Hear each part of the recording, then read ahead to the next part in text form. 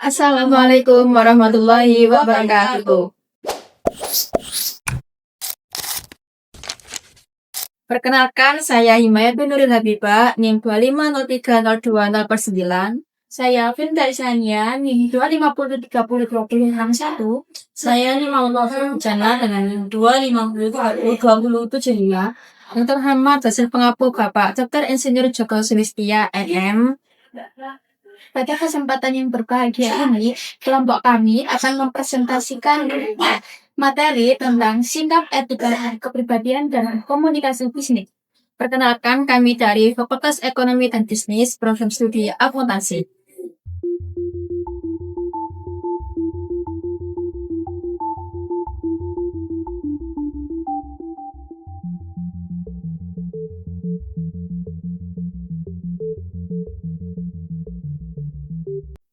Jadi teman-teman, dalam video pembahasan kali ini, kita itu akan membahas apa aja sih?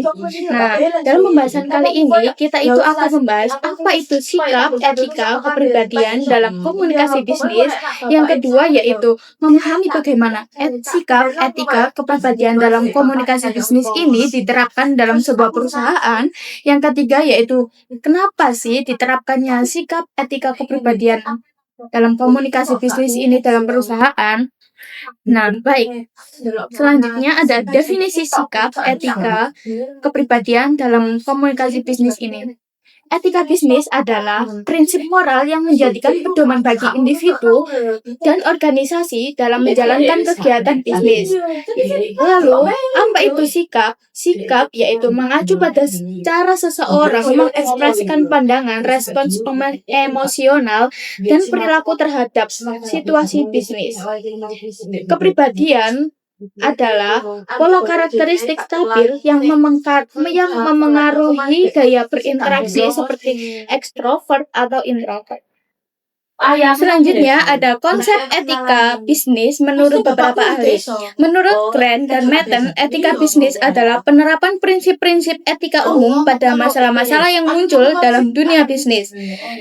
Lalu ada menurut Raymond C. Baumhart, etika bisnis adalah studi tentang bagaimana norma moral pribadi diterapkan pada kegiatan dan tujuan perusahaan komersial.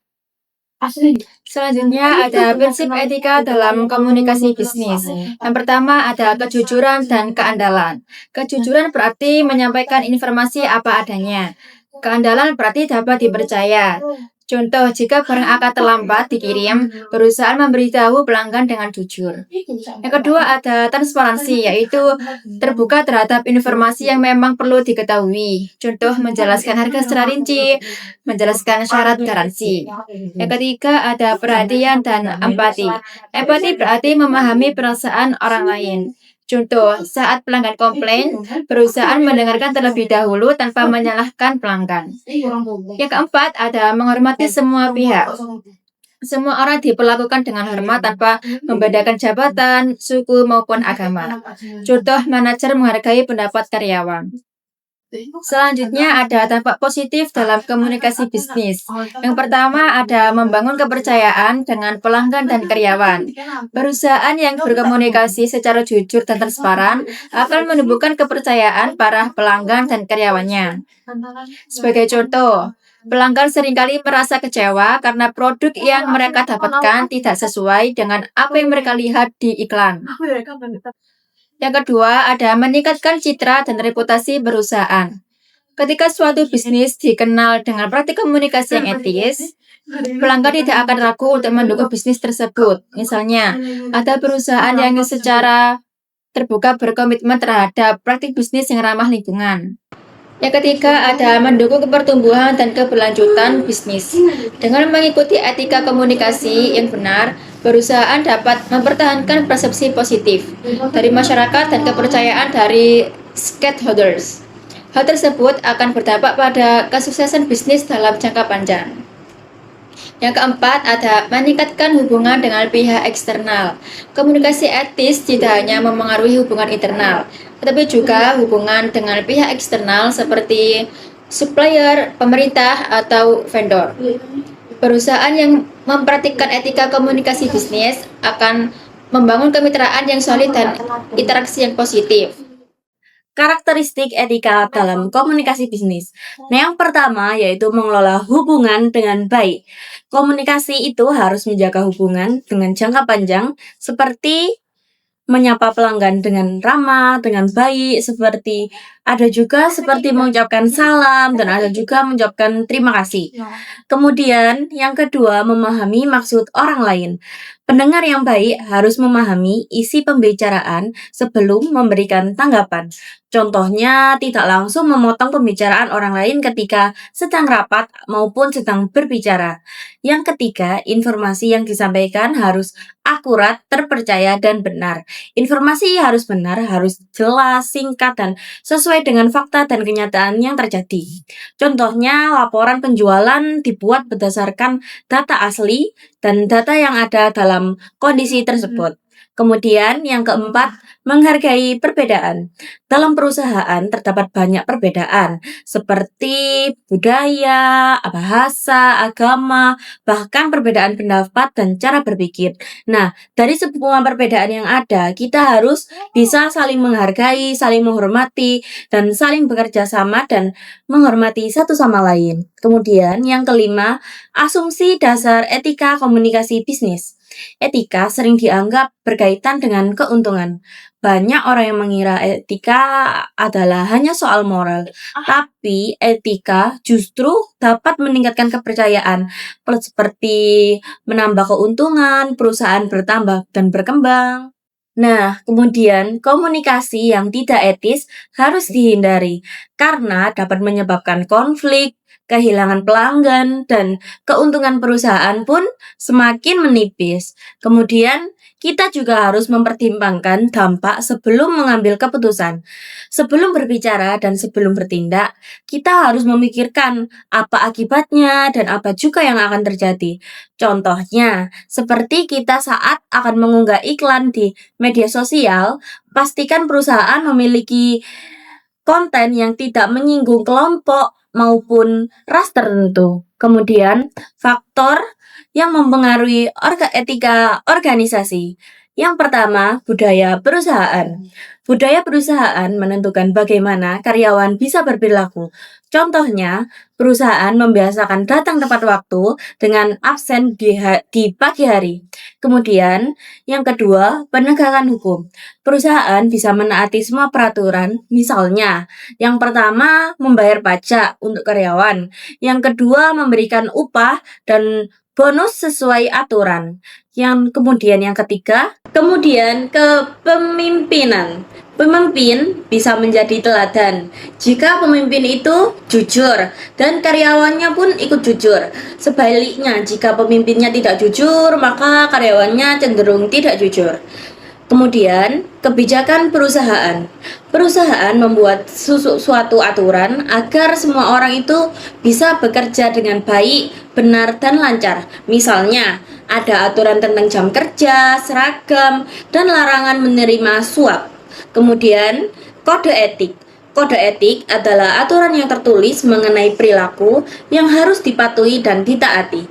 Contohnya, seperti setiap karyawan harus menjaga kerahasiaan data perusahaan. Kemudian, para karyawan disuruh bersikap profesional dan menghindari konflik. Selanjutnya ada fungsi etika dalam komunikasi bisnis. Jadi di etika dalam komunikasi bisnis itu ada fungsinya, teman-teman. Yang pertama itu ada fungsi informasi. Komunikasi digunakan untuk menyampaikan informasi, contohnya untuk laporan keuangan, laporan pengumuman perusahaan, atau ada kebijakan baru dalam suatu perusahaan itu tadi. Yang kedua ada fungsi persuasif. Komunikasi digunakan untuk mempengaruhi orang lain, contohnya yaitu iklan yang mengajak masyarakat untuk membeli produk perusahaan tersebut. Yang ketiga ada fungsi regulatif. Komunikasi digunakan untuk mengatur pekerjaan, contohnya mengatur kebijakan SOP perusahaan, ada peraturan kerja, ada jadwal kerja, ada peraturan penggunaan seragam setiap hari apa, menggunakan batik gitu. Yang keempat ada fungsi integratif. Komunikasi menyatukan seluruh bagian perusahaan agar dapat bekerja sama. Contohnya, divisi pemasaran dan produksi itu saling bekerja sama atau berkoordinasi. Yang kelima ada fungsi pengendalian. Komunikasi digunakan untuk mengawasi pekerjaan. Apakah pekerjaannya ini salah atau benar atau ada masalah apa gitu. Contohnya evaluasi kinerja karyawan setiap bulan. Yang keenam ada membangun hubungan. Komunikasi menciptakan hubungan baik antara perusahaan, pelanggan, investor, dan karyawan. Berikutnya juga ada tantangan dalam menerapkan etika komunikasi bisnis. Yang pertama yaitu teknologi. Media sosial membuat informasi menyebar sangat cepat. Tantangannya yaitu berita palsu, kebocoran data, komentar negatif. Solusi perusahaannya itu apa? Solusinya yaitu perusahaan harus berhati-hati dalam menyampaikan informasi. Yang kedua ada komunikasi saat krisis. Saat terjadi masalah, perusahaan harus tetap jujur.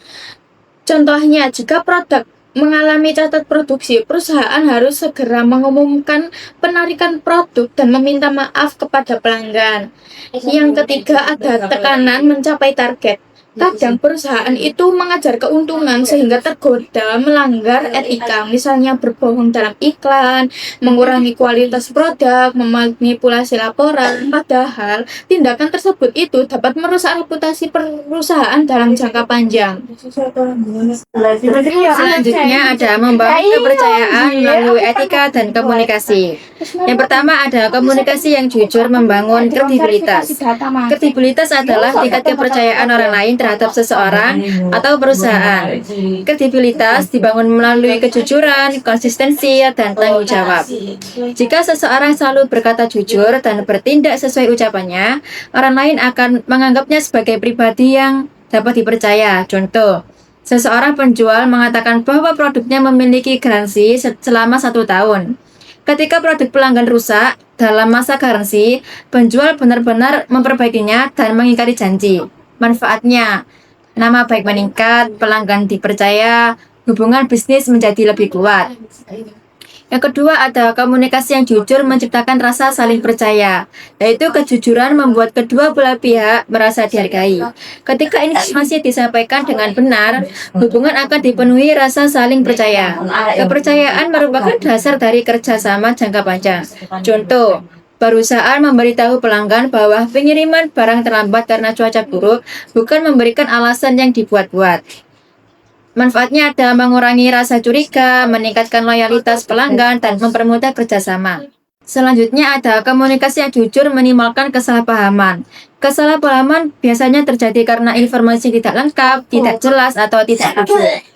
Contohnya, manajer menjelaskan tugas karyawan secara rinci, apa yang harus dikerjakan, kapan harus selesai, bagaimana cara mengerjakannya. Manfaatnya itu mengurangi konflik, mengurangi kesalahan kerja, pekerjaan menjadi lebih efektif.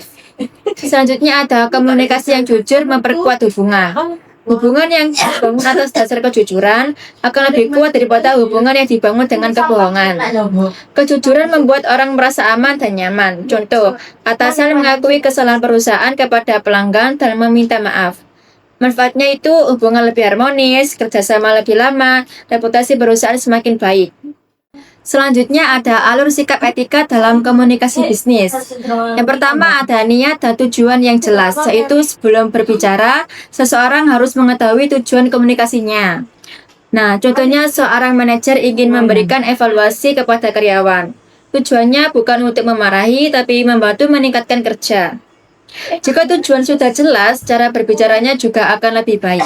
Yang kedua ada memahami lawan bicara, yaitu komunikasi yang harus disesuaikan dengan orang yang diajak berbicara. Contohnya, menjelaskan produk kepada pelanggan lansia menggunakan bahasa sederhana. Tujuannya agar pesan lebih mudah dipahami. Selanjutnya ada menyampaikan pesan dengan sopan dan jelas, yaitu menggunakan bahasa yang sopan, singkat, jelas, dan mudah dipahami, dan menghindari kata kasar, penghinaan, nada tinggi, dan informasi yang berbelit-belit. Contohnya, mohon pekerjaan ini dapat diselesaikan hari ini agar target perusahaan tercapai. Nah, selanjutnya ada bersikap jujur dan transparan. Jangan menyembunyikan informasi penting atau memberikan informasi palsu. Contohnya, jika harga produk naik karena biaya bahan baku meningkat, perusahaan menjelaskan alasannya kepada pelanggan. Nah, manfaatnya itu untuk meningkatkan kepercayaan, mengurangi konflik, dan memperkuat reputasi perusahaan. Selanjutnya ada mendengarkan secara aktif, yaitu mendengarkan aktif berarti benar-benar memperhatikan lawan bicara, bukan hanya menunggu giliran berbicara. Contoh melakukannya yaitu dengan fokus, tidak memotong pembicaraan, memberi tanggapan, dan mengajukan pertanyaan bila belum jelas. Contohnya lagi itu customer service, mendengarkan seluruh keluhan pelanggan terlebih dahulu sebelum memberikan solusi. Nah, selanjutnya menghargai perbedaan.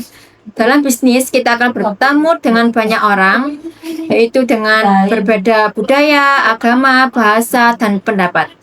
Dan itu semua harus dihormati. Contohnya, saat rapat, setiap anggota diberi kesempatan menyampaikan pendapat meskipun berbeda. Manfaatnya itu menciptakan lingkungan kerja yang nyaman, mengurangi konflik, dan meningkatkan kerjasama. Selanjutnya ada memberikan respon yang bertanggung jawab. Setelah mendengarkan, berikan jawaban yang sopan sesuai fakta, dapat dipertanggungjawabkan dan jangan memberikan informasi yang belum pasti. Contohnya, jika belum mengetahui jawabannya, katakan terima kasih atas pertanyaannya, saya akan memastikan informasinya terlebih dahulu sebelum memberikan jawaban. Selanjutnya ada menutup komunikasi dengan baik. Pengertiannya itu akhiri komunikasi secara sopan agar meninggalkan kesan yang positif. Contohnya itu seperti ini. Terima kasih atas waktunya. Semoga kerjasama kita berjalan dengan baik. Jika ada pertanyaan, silakan hubungi kami kembali.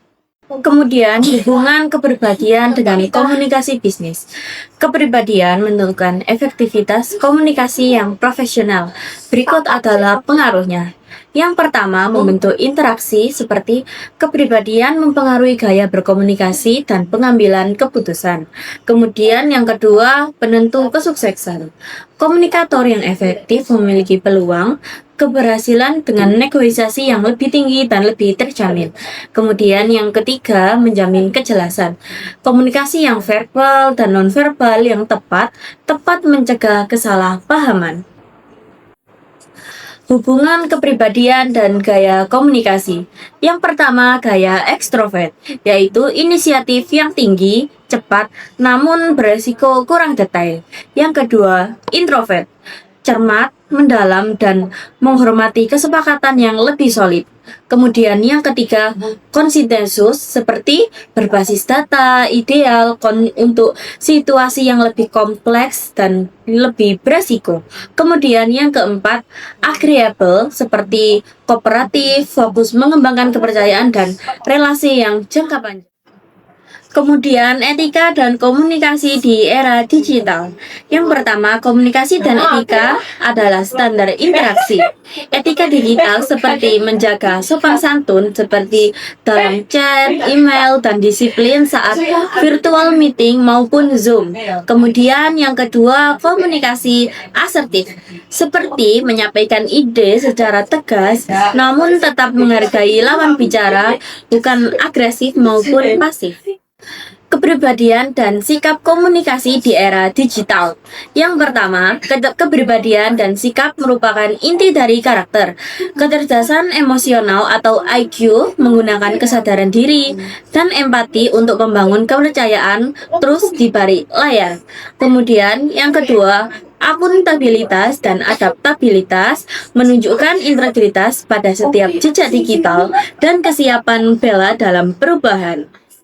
Komunikasi, etika, dan kepribadian adalah pembeda utama seorang profesional di era modern. Komunikasi sebagai alat adaptif untuk menjalin hubungan harmonis, mencegah miskomunikasi, dan meredam konflik. Etika sebagai fondasi integritas untuk membangun kepercayaan dan menjaga reputasi jangka panjang. Sedangkan kepribadian sebagai inti karakter dan kecerdasan emosional atau EQ yang menentukan ketangguhan serta gaya kepemimpinan. Intisarinya yaitu ketiganya itu menggambarkan fondasi utama dalam membangun hubungan dan kualitas diri. Komunikasi adalah cara kita menyampaikan dan menyesuaikan diri agar hubungan tetap harmonis dan terhindar dari konflik, sedangkan etika menjadi pedoman moral yang menjaga kepercayaan dan reputasi dalam jangka panjang. Sementara itu, kepribadian merupakan inti dari karakter dan kecerdasan emosional yang membentuk ketangguhan serta cara seseorang memimpin. Kesimpulannya yaitu profesionalisme modern dibangun dari sikap, etika, kepribadian. Ketiganya melalui kejujuran, empati, dan komunikasi efektif menjadi kunci menjaga reputasi, memperkuat hubungan, dan menghadapi tantangan.